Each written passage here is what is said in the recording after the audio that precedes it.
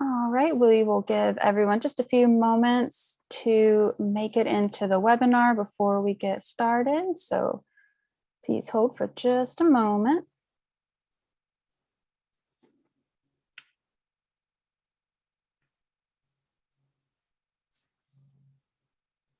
See, I still see the numbers rolling in, so we'll get started here in just a moment.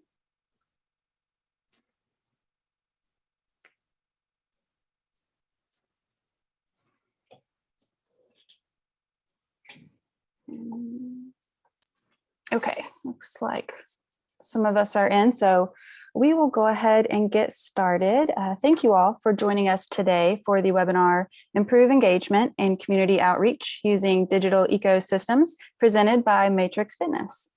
If you have any questions during the presentation, please feel free to send those over in the Q&A feature, and we will get those answered for you at the end. At this time, I will hand it on over to Eric for today's presentation. Okay, I appreciate everybody hopping on the call today and taking some time out of your schedule to talk about how we are going to build some community, get some engagement, and use some digital tools to do that. So first off, I'll introduce myself. My name is Eric Vahey. I am a connected solutions specialist for Matrix Fitness. I'm also a strategic account manager, and I work with YMCAs and JCCs. I cover kind of the eastern half of the country. So anywhere in Mississippi to the Atlantic, Canadian border down to the Gulf of Mexico and all those states in that area.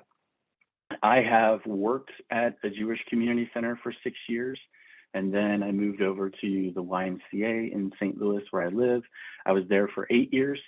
And I am now moved over and I'm at Matrix Fitness. I've been here for about 7 years. So I'm really familiar with operations at nonprofit community centers and have been in this industry for quite some time now. And so hopefully I'll be able to share some interesting information with you and share how you can use these tools to really help build community and engagement in your center. And as we go, I really want you to be thinking about how are you keeping people connected while they exercise. People are exercising in all sorts of different ways these days in different places and different formats. And so we can use a digital ecosystem to do that and stay connected with them. So we're going to talk about that today. But to kick it off, I'll start out with a little bit of bad news, maybe. Now, it really is a great time to be building community. Our industry, we've probably never seen this much disruption in our industry before. And we've really never needed community, probably more than we need it at this moment in time. A lot of you are probably familiar with some of these statistics. This is from an IRSA report that was released January 1st of this year. 25% of all fitness facilities permanently closed as of December 2021. And that's a quarter of facilities that were out there. 30% of studios permanently closed. That was an 11% increase since December of 2020. We had more than 1.5 million jobs lost in this industry. And IRSA is expecting those closures to climb, especially in quarter two as we kind of wrap that up. And we know we had the Omicron variant that was out there. So there's been a lot of displacement. There's a lot of people that were exercising at home or their facility closed and they had to find somewhere else to be. And then we know that COVID-19 has made more Americans even more sedentary. You know, the statistics out there weren't that great from the get-go that we were being as active as we could, and now people are even more sedentary. U.S. adults who were meeting exercise guidelines before the pandemic report an average 32% reduction in physical activity. So even people that were meeting those guidelines are meeting them less now after the pandemic, or as we kind of get into this next phase of the pandemic. Those who were sedentary before mostly stay that way. It wasn't like people had all this time on their hands and they just started exercising. You know, some people did, but a lot of people just didn't. And then fitness tracker data suggests that people are going to be even more, their activity has declined since the pandemic. So people's devices and their tracking, and from these companies that look at that stuff, things like MyFitnessPal and Apple, and people that are using these devices to track their fitness, that's declined. So, but there's some good news that's on the horizon, and there is some good news out there. The interest in at-home fitness, it really peaked in April of 2020 and has since decelerated to hit an all-time pandemic low. People are coming back to facilities. I'm in a lot of facilities every week. I'm on a plane and I'm going into these places, and we're hearing that nationwide, the report that facility usage is back to about 80% of January 2020 levels. And that statistic is probably its own webinar on why and where those folks went. And I think there's a lot of reasons for that. But I think that when in the context of building a community and engagement, there are people that have kind of lost their community of workout groups and people that the gym that they were associated with, the facility that they were associated with. And so they're out there looking for new things. Some have found it already. Some are shopping around and moving around in the industry. So there's still quite a bit of disruption, and there's a great time to be able to capture those folks into your facility. Online searches for gym near me, that's accelerated since spring of last year. 75% reported that they plan to visit a gym. And right now the industry is just on a huge growth trajectory. Before the pandemic, the fitness industry was on a growth trajectory, and it is again. So things are coming back, and we're seeing that. And then for some of you on the call, you may not even have experienced some of the negative effects that went on in membership, especially during COVID. Sometimes that impact for facilities was a little more geographic. And some of that depended on some of the guidelines that you may have been under in your area. So I know sometimes when I'm talking to people, they're back to 100%. Some are way over where they were in January of 2020, and others might still be struggling to get back. But for the most part, people are at about 80% across the country. The one thing, as we get set to start talking about this digital ecosystem, I want you to really consider the trends that have been out there for the last 3 years, and consider how you shape that in getting connected to people, and when they're in your facility or outside the four walls of your facility, because you really don't necessarily have to have those four walls of a facility anymore. Your brand's not contained to that any longer. You can definitely go beyond that. I feel like the pandemic really accelerated that. This concept of digital fitness and digital ecosystems, it was out there before the pandemic. We had people that were doing it and using those tools before the pandemic. And when the pandemic happened, those folks were just able to respond a lot faster than other groups. And so you'll see some of these trends that are out there, and especially the ones in 2022. Wearable technology has been one of the trends for the last couple of years, and it continues to go strong. That was number one. Home exercise gyms, even though people aren't exercising as much at home, it seems to be that it is part of their new routine. And it may not have been in the past, and some people have adopted that now, and that they might be using now a combination of both your facility and their home, or maybe outside or somewhere other than just a facility. We're seeing more and more of that. And because of that, we also had a new interest in outdoor activities. And that's something really that is great for community centers to focus on, to try and build some engagement around. Because a lot of times you're sitting on acreage that has parks nearby, or you have room outside to do things outside. And sometimes a lot of your competition does not have that kind of real estate or the ability to do that. So that can be something to really capitalize on in this space when you're talking about building community. So people are still doing strength training with free weights. Exercise for weight loss is still something, but we're seeing more and more that mental wellness coming into the picture and people's mental health, there's been certainly a heightened awareness of that. So don't forget to look at these trends and consider them when you're building and using your digital ecosystem. So what is a digital ecosystem? And really, to me, there's 4 major components of it. There's other pieces of it. These are the ones that I see the most often. These are the ones that I think can be the most impactful when you talk about building community and building engagement. These are really the 4 tools between a website, a mobile app, some software that you might be using, and the physical infrastructure of the building. And these are the tools that you really use to keep people connected to you while they exercise and while they are kind of coming in and out of your facility. How do you stay connected with them? So the website, and this is, pretty basic. Everybody probably has a website, but you would be surprised how often I go to websites, as a vendor, as somebody that is trying to meet people and get to know people and learn about facilities.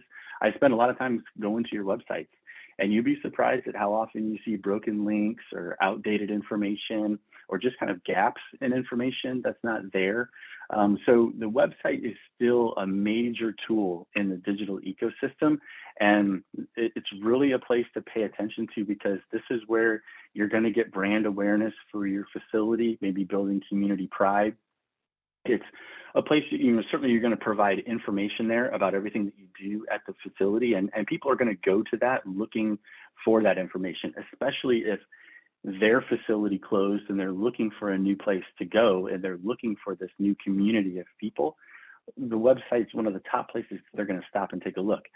So you want to make sure that your content is up to date, that it's fresh there. The website oftentimes has been the tool for your virtual group exercise, your virtual fitness, and then any kind of additional programs and services that you're providing to the community or to the membership base. This also is a place where you can provide information about online communities, and we'll talk about that in a little bit on creating those, but your website's a great place to point people to those different groups and seeing things that they might be interested in. It could be fitness related things, it could be parenting kind of related things, maybe it's things like childcare or where am I going to get swim lessons, those kind of things. But your website is a major tool for that. Another tool is the mobile app. We'll talk about this. Some of you may not have a mobile app, some of you might have a mobile app, or some of you might have multiple different mobile apps that members have to engage with in order to be in your facility. And we'll kind of chat through that, but this is a place to provide schedules that's really expected. This is where people see your group exercise schedules, your aquatic schedules, childcare, all those different kind of departments. It doesn't have to be, and probably shouldn't just be, fitness, especially if you have a higher percentage of families that are coming in there. I might be exercising for myself, but I want to find out what's available for my kids to do while I'm there. So it's not just necessarily a place for just fitness stuff. But I see a lot of times challenges are really driven through mobile apps. This is where you see a lot of virtual fitness being done, even virtual group exercise, virtual workouts are provided there. A lot of member communication goes on inside mobile apps. You have that on-demand fitness that people have that in their pocket, and they literally can take your brand with them when they go home, when they go to work, wherever they go, and whatever they're doing now after this disruption. And then typically these mobile apps all connect to the wearable technology that's out there. And that really still is the #1 trend that ACSM pointed out for 2022. So a lot of that happens on the mobile app. The software side of it, this is your member management system, whatever you might be using for that, any kind of CRMs that you're using to collect data or sort through your data. There's a lot of third-party tools that are out there for software, and they've gotten much, much better over the last 3-4 years, especially during the pandemic, because they were forced to get better. So it's almost time to, if you haven't revisited that it might be a time to start looking at that. Especially things like lead management systems. You know, everybody's competing for the same people a lot of times that are coming to these facilities. And so for you to maximize every person that comes into the door is really a big deal. And that can be through different lead management systems like Salesforce, for example, and others that are out there. There's other third-party tools. But software now can be providing guest passes, and it also could be some of the future in revenue for some of us in this industry where we have this healthcare integrations or medical integrations. A lot of times there's software that's already out there to help us with that on the billing side. And, you know, hopefully as fitness things in our industry become reimbursable in insurance, those kind of things can help facilities develop revenue, and you know, you might consider being on the cutting edge of that. And then the infrastructure, that's where I'm really talking about things like the internet. How much bandwidth do you have? Is it wired? Is it wireless? Do you have one or the other or both? Do you have enough power at the facility? We run into that all the time with not necessarily enough power. And then also, you know, fitness equipment does play a role and can play a role in your digital ecosystem now. There's a lot of technology that's available from multiple brands to really help participate and help you in certain aspects of that digital ecosystem. So these are the tools that I typically see the most often being used to build community digitally. And so we'll go through and talk about how we use some of these tools now to help us build community and engagement. And really big picture with that, start out by don't recreate the wheel. This is probably my favorite infographic. I feel like I am the person holding those two wheels a lot. I walk into facilities, a lot of times we're offering simple solutions, low cost things. And a lot of times you're, no thanks, we're too busy. I'm pulling this cart full of rocks with square wheels. And we might be offering solutions to help with that. So leverage the experts that are out there, but also I encourage you to talk to vendors. A lot of us are in different facilities all the time. Some of you utilize us as a resource. We don't always want to sell you something. And a lot of times, we're trying to look for information as well as share information. It helps us build relationships to have those conversations. So leverage that. There's a lot of vendors that have a lot of information about very specific topics, especially centered around digital ecosystems. I know that I've learned a lot from vendors that are out there. So take advantage of that. Certainly check the competition. Everybody kind of knows that one. And I think big picture, just offer something and then build on it. You've got those 4 different areas. Just continue sharpening the saw in each one of those areas as you can, if you can, because there's really no silver bullet that's out there. I've not seen one thing that works the best. It's always a combination of those tools and kind of your business workflows and your philosophy around how you're trying to build that community and how you're using those tools is really what becomes successful. And then some other just big picture things, you definitely want to adapt and change. Things are moving faster now than ever. I think we all know that. It's certainly a buzzword, that we have to change, we have to adapt. Benjamin Franklin himself said, when you're finished changing, you're finished. So I think we know that, but take the leap. And you're gonna have setbacks, and that's okay. You're not going to get everything totally right the first time. Nobody did. We went through a lot of digital changes during the pandemic. I was on tons of webinars trying to help customers connect with members virtually. And, none of us were getting it right just out of the gate. Some were doing it better than others, but a lot of us learned along the way what works, what doesn't work, and that continues to change. So leveraging those folks that are out there can help you really understand where we're at now, where those changes are heading. So digging into some of these tools specifically, digital infrastructure is a big one.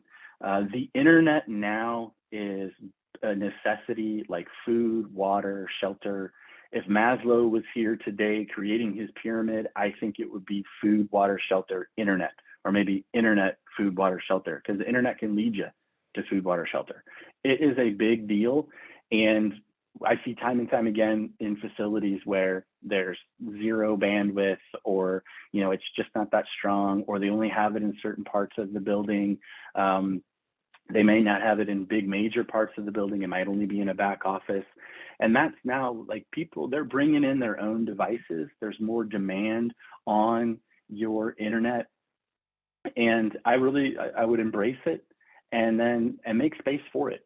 If you can provide wireless internet that, isn't super slow for the guests and super fast for the staff, like we want to up the speeds. We want to give people that ability. It's almost an expectation. People have it in their homes.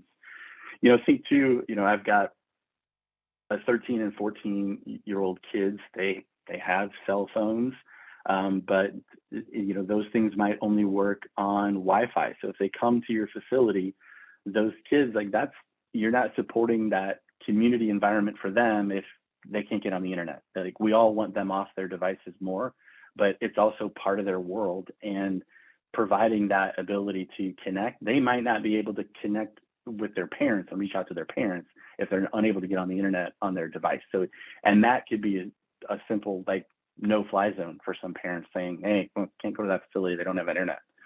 So that, just don't make that. It's a silly, easy mistake to make, and it's something that it's easy to fix. So people are streaming content on their phone now. There's a lot of competition for different, especially in the fitness space, with different workouts that are available and people to follow on YouTube and online platforms and all that. And you're going to see people staring at their phone, working out on their phone in your facility. Embrace that. Create space for it. Have a place where they can set their phone and get a workout in. Maybe even provide some equipment that's there for them to get those specific workouts in. You might even try and connect people with those type of things. If you're not providing those services at your facility, maybe you're trying to connect them to other services that are out there, or other people that are in those groups doing and working out with that. And we'll talk about that a little bit more here. But television, things like that, social areas in facilities they're still part of building community, and it's all part of that digital infrastructure. And then there's the actual infrastructure. So you want to meet the power need. It's increasing. People are wanting to offer, or they're wanting to charge their phones when they come in there. Fitness equipment, even simple down in the fitness center, it requires more power these days. Even the ones that don't plug in, there's still power needs that are out there, and I see that quite a bit. Fitness equipment can offer solutions for that. I mean, there's a reason now that we're offering wireless charging on screens. There's a reason why we have a USB port that people can plug a cord in and charge their phone. If your equipment has the ability to do that, it probably does. Tell people about it, or offer cords, or have charging stations that are in the facility. And if you haven't seen these charging stations, this can be a great way to just a place to build community, or create community, or just make it easier to be in your facility. Charging is definitely a big thing, especially, it really doesn't even matter what generation you're from. Everybody has phones. Everybody always needs a charge here and there. They've got charging stations that are out there now. There's all sorts of different kinds of them. They're lockable. They've got UVC light technology for cleaning. They can be custom branded. Some of them will capture marketing data for you. You might consider using this as a member reward. Maybe it's just something, an additional benefit to membership. Maybe it's just a community service that you're providing, that people need a place to come in, just like they need warming centers in the weekend. People need a place to come in and charge their device. And you might consider, like in the middle here, this is just a charging station, and that they've put some chairs around and just kind of made a place that people can be and charge and maybe socialize. So just things to consider, building this infrastructure to help you be able to support some of these community needs that are out there. So probably the biggest tool that you have in your arsenal is a mobile app. Has anyone ever been frustrated by a business without a mobile app? So we have a local grocery store here. They have about 23 locations in our city.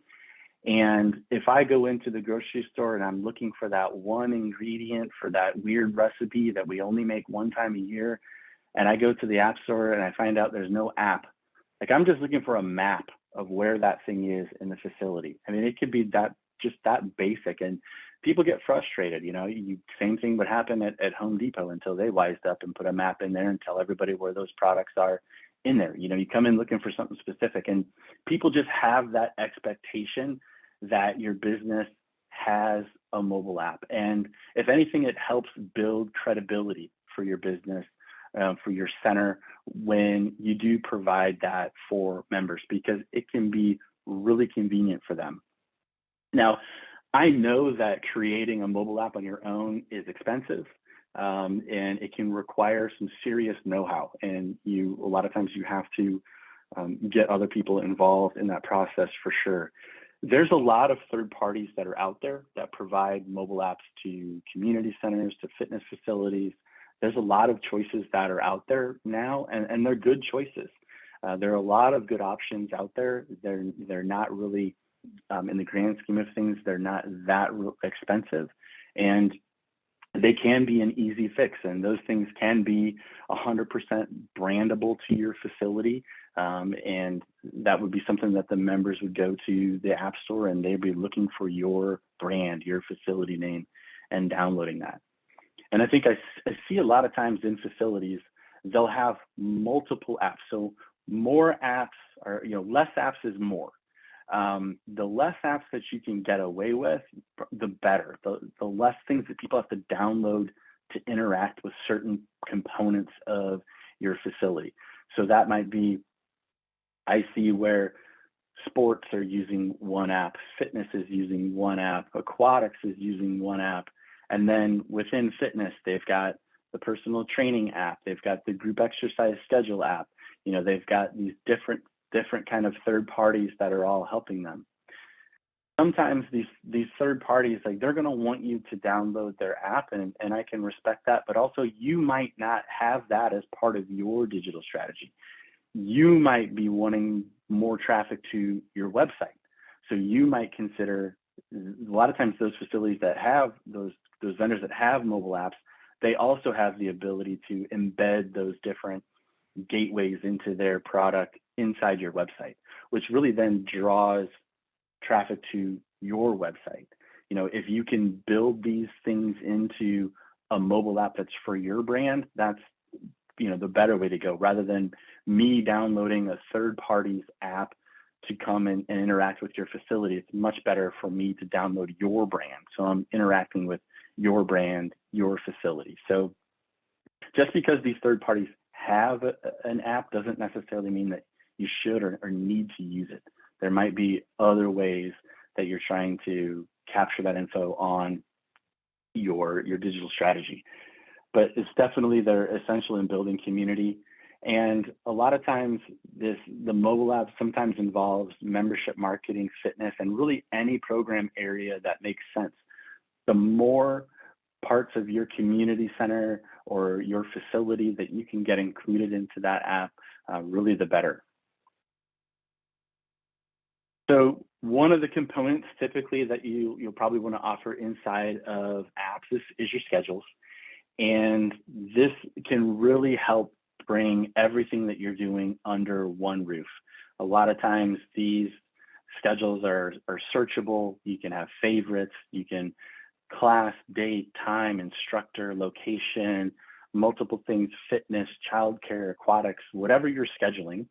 You want to try and get that all under one roof if you can. And whether that's inside of a mobile app, inside of your website. And I think, the goal is really to escape Word, Excel, and Publisher. I see that a lot in facilities. As somebody who used to create those schedules in Word, Excel, I certainly understand that process of you create the schedule, then you have to turn it into a PDF, and then you upload the PDF to your website, and then the instructor has to make a change. So you change the Excel, you redo the PDF, you re-upload it to your website. There's somebody at your facility right now who is in charge of that process, and they do not like that process. So if you can make that easier on them, it just makes it a lot easier. So there's a lot of third-party solutions that are out there for that. And there's also just even use the free tools that are there, like Google Calendar, for example. That's been a great way to get people just off Word, Excel, and Publisher and onto something that changes real time. Something like Google Calendar, there's plugins for Google Calendar on your website, and there's a lot of cool ways to show those schedules. And then you might be, as part of your software, you might have the ability to show iframes through your MMS onto your website. You know, I think wherever you have those abilities and can try and get those schedules digital, the better. I always hear, well, we have to have paper schedules. Offer some paper schedules or just print from online. But I definitely think that, the digital can really help people. Another one of these tools are online communities. This can be a great way to crowdsource community in your center. And this certainly helps people connect with other people. And I'm seeing these online communities pop up more for specific programs that you have in your facility or specific services that you might have in your facility. This is an example that we have of a Sprint 8 community that people that use Sprint 8 on our equipment, we have a community for them. They come in there, they talk about it, they can share different things in there, ask questions, all of that. They hear more about it and learn to do it better. So these are just great ways to help connect people that like things. And you might consider doing these groups for major programs that you're offering. This can be a great way to connect those outdoor activities and start scheduling those, especially if you have the real estate to do that or the wherewithal in your community to make that happen.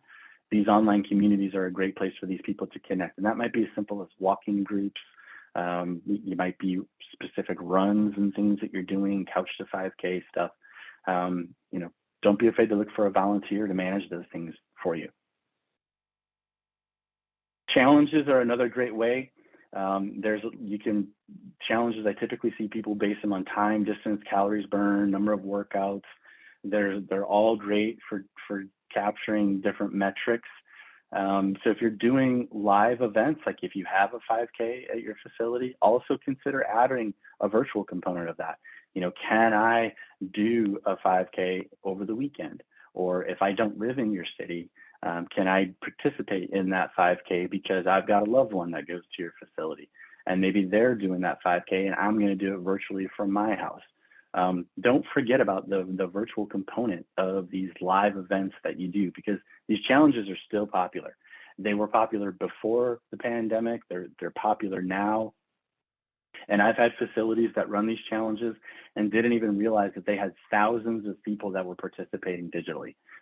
It's not uncommon to have hundreds of people participating. And sometimes the facilities didn't even realize that many people were participating because they were using an app for it, or they had some other digital means that they were doing. So people hear about it, they definitely get connected to it. There's digital platforms that are offering challenges now. You might be familiar with mobile apps like DietBet, where you can host your own challenges in there. You can participate with a group, but essentially you join the challenge, you lose weight or do whatever metric that they're trying to get you to do, and you'll win and split the pot. So examples of that, like they've had lose 4% in 4 weeks. They'll have you take a photo and as you go along, so it's a timestamp photo with a little code that they have, so people can't cheat. So there's definitely tools out there that can help with organizing these challenges for you. And people might already be participating in challenges. So things like iFit, there's 6 million subscribers on iFit. Peloton, there's 6 million subscribers on Peloton. Both of those have online challenges that they do. Some have progressive series that they do. And so you might be trying to connect people inside your facility that are already doing these challenges. Maybe you have these tools already in your fitness center, and now you just might be asking the membership base, like, hey, are you participating in this? And if so, we're going to get together and do this outdoor activity, or we're going to get this group of people together. It's a great way to build community, because people may already be doing these things in the facility, and you're just searching those folks out and trying to find them and connect them. Outdoor activities, kind of mentioned that. this is a great way to get people involved and still build community. You know, those couch to 5Ks, they're still popular. There's still people that are doing that stuff. So don't lose sight of that. And outdoor activities, that was number 3 on ACSM's list for 2022. People are wanting to get out more. So if you can organize that, it's definitely a great thing to make happen. And then the old tried and true guest passes, and like think of it as a program invitation. It's a great way to build some community. You can make it incentive-based, and incentives, they can be high fives, they can be program coupons, they can be other ways to get additional visits to the facility. There's lead management systems that can develop this and track this for you. I've seen it done on things as simple as Google Sheets and using Google Forms and offering that on your website. Hey, you know, here's a great way to either get a guest pass or refer somebody to come to the facility. Those things still work, and it just needs somebody behind the scenes really pushing that as part of the digital strategy. There's reward programs out there. There's a lot of different third parties that can help here and organize this and make it a little bit easy for you. Some rewards programs are totally just fire and forget. They literally just operate inside your facility, and there's nothing that you have to do, and people just connect those rewards. And sometimes that all connects digitally. I've seen that done with programs like Google Sheets. But I think now those challenges, you want to focus on just reward the movement, try and get those facility visits, and then just kind of maybe focus on things beyond just body composition, because things like boosting immunity and longer life expectancy and increased energy levels, improved sleep, prevent cognitive decline. Those are all, you know, things that people tend to be more motivated by necessarily sometimes than just losing weight. So that could be something to focus on in those reward programs. Hybrid fitness, this is probably one of the biggest things that is here to stay. This was here before, virtual fitness was here before the pandemic, and it was accelerated during the pandemic. It probably should be a part of your strategy moving forward, and facilities that had a digital platform already were able to respond on a dime when they had to close down or when they had social distancing and those kind of things. And facilities that didn't, it took them a while to really connect back with their membership groups. So Les Mills had done a group exercise study, and they basically said that 60% of live classes and to 40% online workouts is really the ideal ratio to have. So if you were a facility that maybe was offering 100 group exercise classes a week, we know that demand for those is still coming back. As people are coming back, it's still important, you know, but you might only be offering 60 classes live now, and then that 40 classes, those might all be online or on demand. And there's a lot of different ways to do that now. There's a lot of third parties that are out there. And I think a lot of facilities, when this all happened, they really focused only on group exercise. And so there's a lot of platforms that are out there that are, you know, are paid, some are free, some are a combination of both, but there's a lot of options that are out there. So people were hosting their own live content on their own platforms, or they were using Facebook or Zoom. They may have created online libraries with YouTube or Vimeo. There's a lot of ways to do that, but the group exercise was a big component of it, and rightfully so. But don't forget about personal training, onboarding, workouts of the day, what goes on in your fitness center space, because there's a lot of ways to really build community around when they're doing those workouts in the facility and when they're doing them outside at home, and you providing information on what they can do outside or what they can do at home.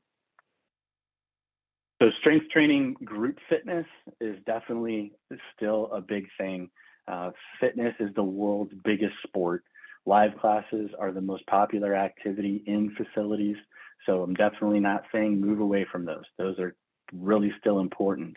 But now people have this digital expectation that happened during the pandemic. So you want to try and meet that.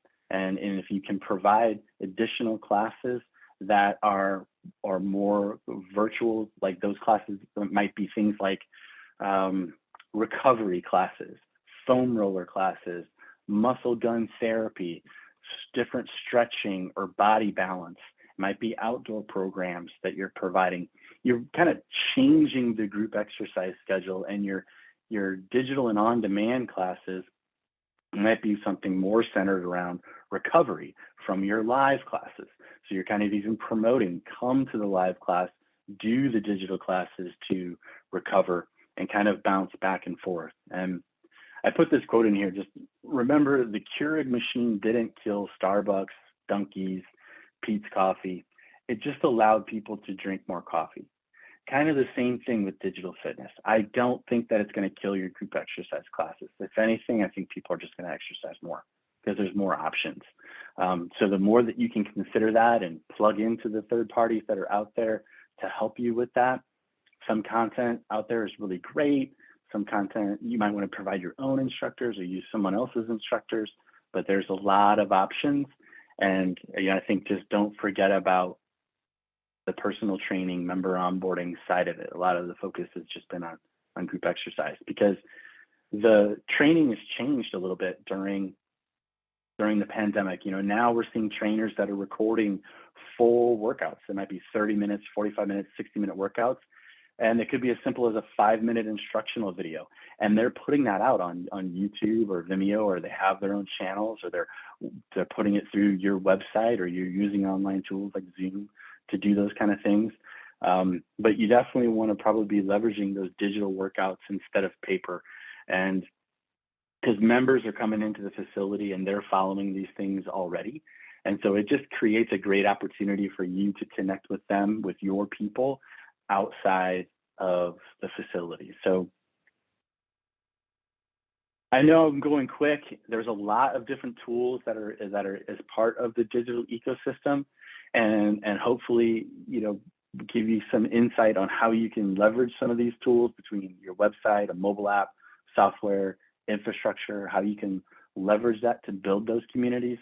To give you an example of third parties that are out there, we at Matrix Fitness, we have tools for this. One of our tools is called the Community 360 mobile app. And this is a place where we have class schedules in there. It links to Google Calendar, it links to third parties that you might be using. This is a place where people can capture workouts. They can link their apps and wearables already if they have Apple Watch or Garmin, Fitbit, MyFitnessPal, things like that. There's challenges that are in there. We have a whole folder of probably 60 different challenges that have been done already. You literally can copy and paste that, put that in there, and those just run in the background and you'll be able to pull data from them.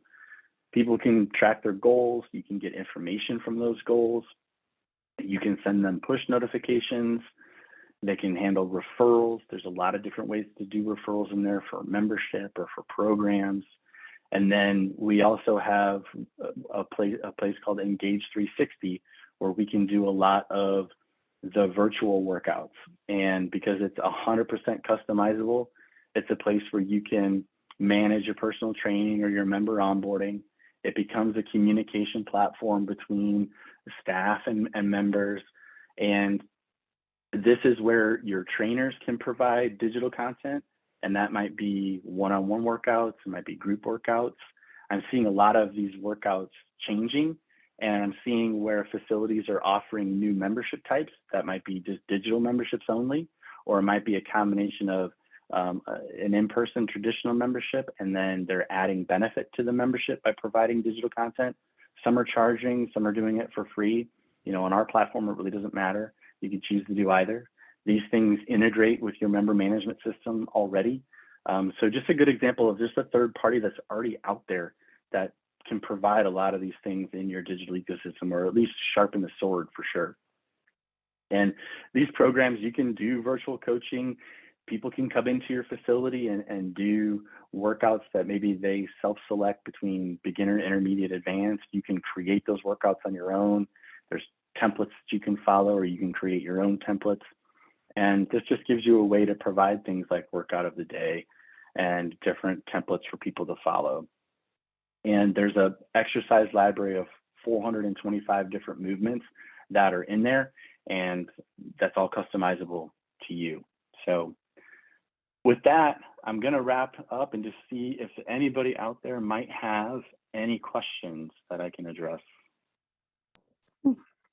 Yeah, thank you, Eric. That's a great presentation. Checking the Q&A feature, I don't see any questions currently, but this webinar will be available on demand. So if anybody would like to revisit any of the topics discussed here, reach out to Eric. I know his contact information is in this presentation as well, but we can make sure to get any of those questions answered for you and have this information available to revisit or share with friends and colleagues. All right, Eric, was there anything else you wanted to add before we wrap up? No, I appreciate everybody's time and attention. I've got my contact information up on the screen. If you've got additional questions or you want to hear something about things that we do at Matrix or other third parties and solutions that are out there, by all means, just give me a call. I'm happy to help you. Awesome. Well, thank you again, Eric. Thank you to our attendees, and I hope you have a great rest of your day. Thank you. Thanks a lot.